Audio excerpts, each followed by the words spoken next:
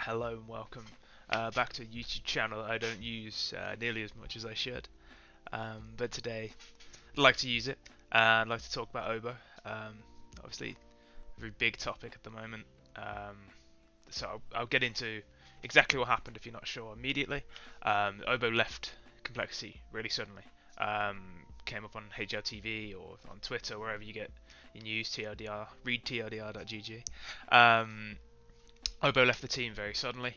Um, he'd apparently told Jason Lake, the owner, that he would wait until after the playoffs and then called his teammates from the airport to say, sorry, I can't do this anymore. Flew back home. oBo I think he's from the south of the US of A, the United States of America. And he was living in Europe, hotel hopping essentially because of the pandemic. But he said he really needed to go home. Jason Lake broke the news on Twitch, told us how it happened, and it's quite difficult to watch because he's really, you can tell he's really hurt by what happened. So he did tell the Orc he would wait until after the ESL Pro League playoffs finished, and that was it the ESL, or there was the end of some tournament. I can't remember which tournament it was right now, but that didn't transpire.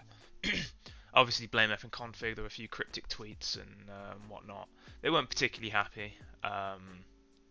I think, understandably, from their point of view, this all comes out of the blue, and it's your teammate. It's a guy you play with. You die for. You know what I mean? Like it's your boy. So yeah, that's a very quick overview of what happened. You can read more into it if you really want to know what happened, but I mean it's got a brief summary as you're going to get. I'm not looking for sympathy. I've dealt with a lot of these things now, and I'm in a much better place. Whatever. But I'd just like you to know where I'm coming from on this. I've had experiences with homesickness, anxiety, depression, different forms of the same devil.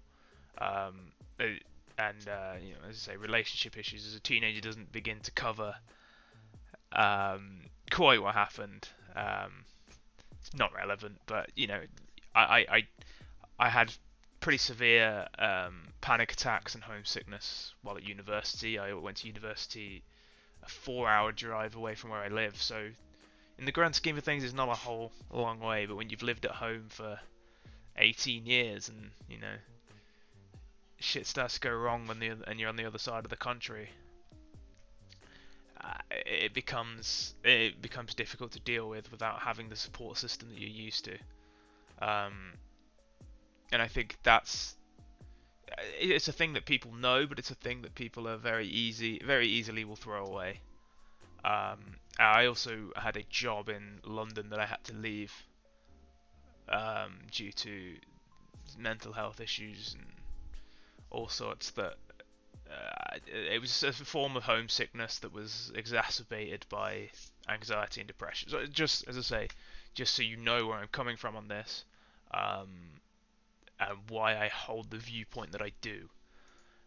So the general reaction to oBo's leaving was one that was split. Here I have two different comment sections from slightly different threads on the subreddit. You'll notice that the one on the right does have more upvotes, but it was a more popular thread. But anyway, there were two general reactions. One was on the right, as you can see, the kid's 17 years old. He was living on the other side of the world, away from his family, in the middle of a pandemic. And the other is he's 17 and not 10. He's a millionaire, so what he did is a dick move. I think that is a very strange way of looking at it, and I think it comes from a position of not understanding homesickness.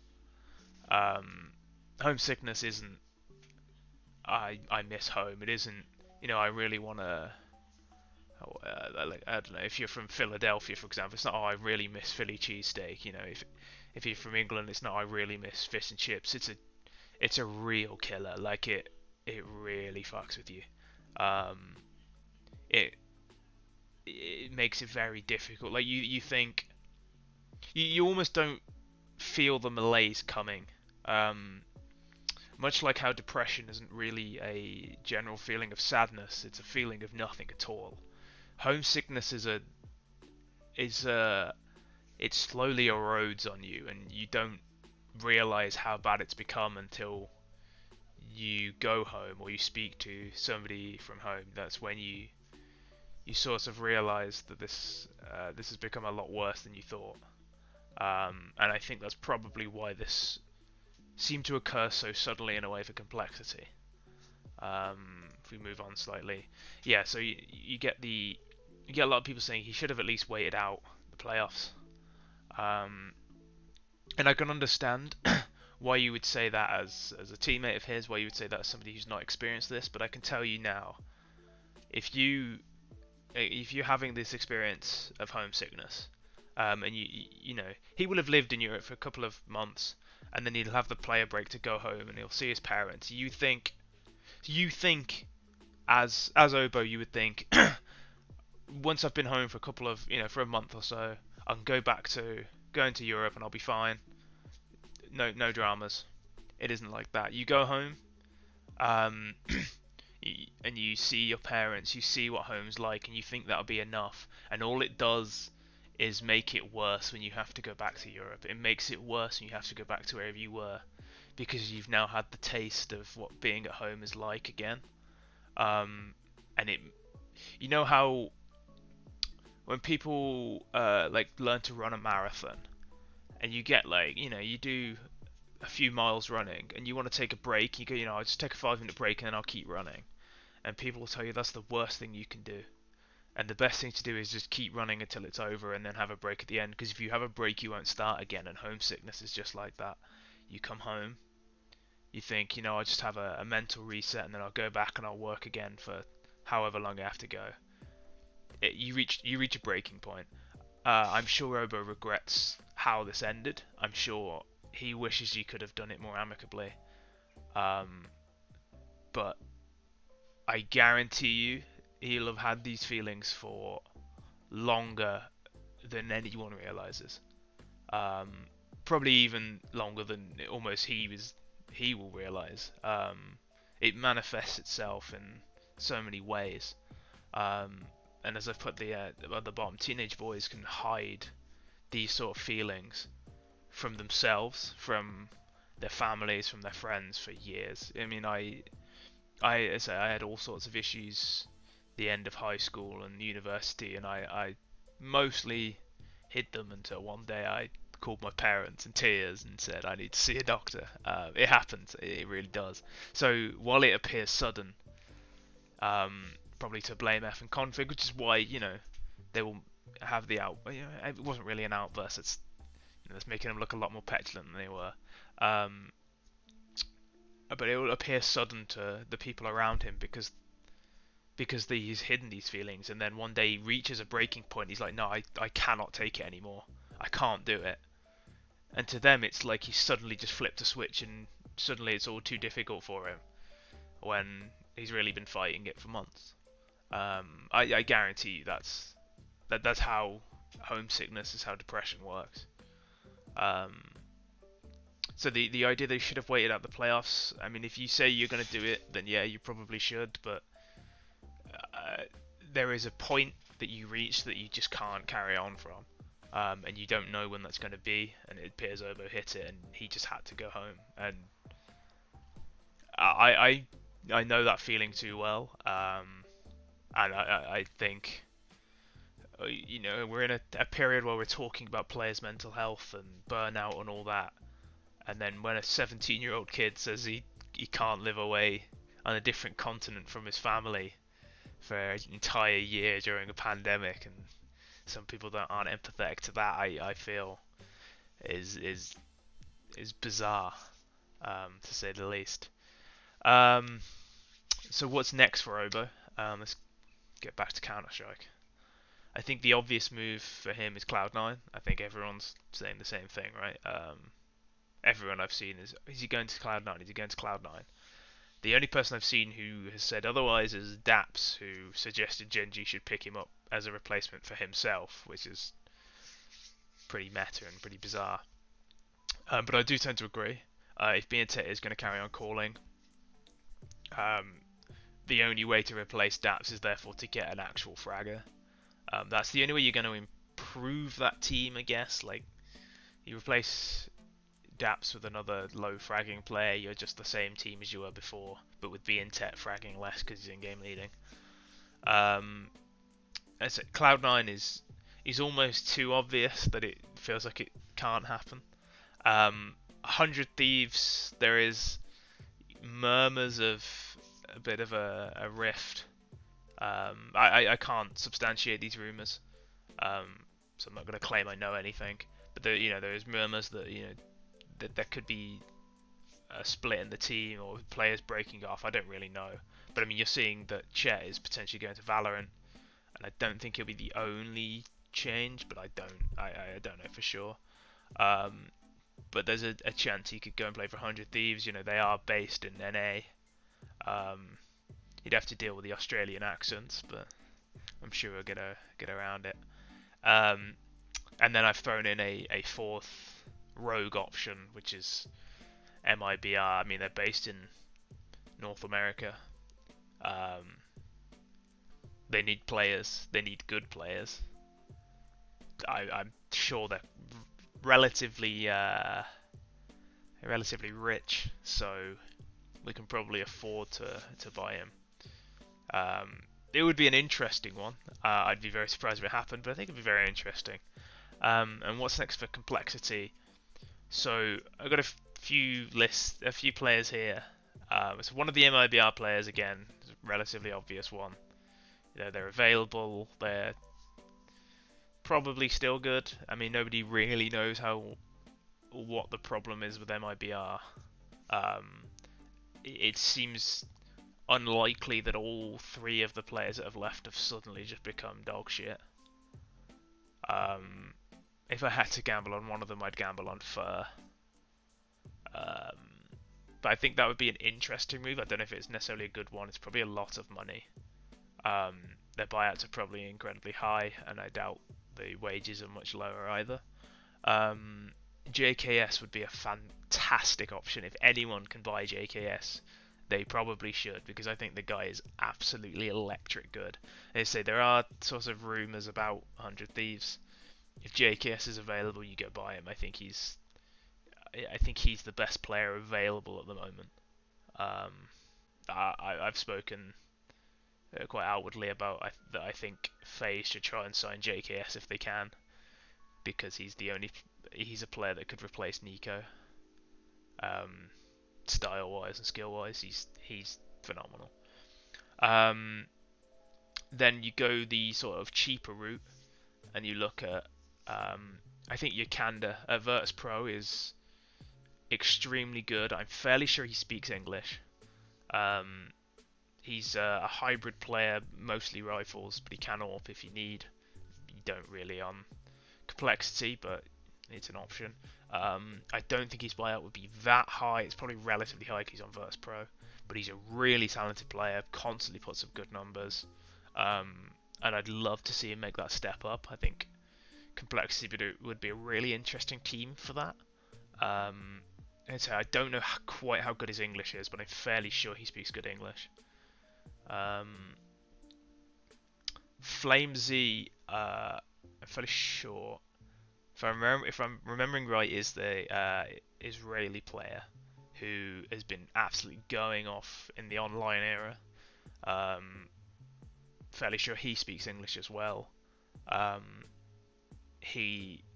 From what I've seen, I haven't seen much of him obviously, but from what I've seen, is an extremely talented player, and is one of those players that looks really, really good in tier 2 and tier 3, and you want to see if he can do it at the tier 1 stage, which a year ago oBo was that, right? And the reason I put him there is his buyout won't be massive. He's a relatively cheap risk, and the payoff is pretty big. It's also, it's a unique nation that we haven't seen at the top, and I'm always keen to see new. I always keen to see new nations playing at the top level because it brings, it brings a new fan base a lot of the time. Um, and I just think it's interesting. You get these sort of you sort of develop different countries develop a sort of different style in a way. French Counter Strike is very different to Danish Counter Strike, for example, and I think that's really interesting. And I think it's something that international teams almost erode in a way, um, which is a shame, but also very interesting to see how these players interact. The final player I've put on that list, if you want to keep the two NA balance, is Zeppa. I think Zeppa is really, really good. I've seen him quite a lot, um, and I think he has the mechanical ability to play at this level. Um, I think, and his brain is not too far behind either. He's learnt from Steel, who's a very intelligent in-game leader, so he knows how to play Counter Strike. And he is talented. He's one of the most talented young players in the region. oBo being one of the others. I think that would be really interesting. I think Zeppa's um, somebody a lot of teams should be trying to pick up. I wouldn't be surprised to see Cloud9 go for him either. But I think that's an interesting list of players that Complexity could look at. There is obviously an endless amount of players you could go for, but I think those are the ones that came to my mind. I think Smooyar was another one that I thought about, but I don't think would fit because a lot of teams seem to be turning their nose up at him because they already have a primary AWPer. And Complexity are the same thing. I think there's no reason you should replace Poison.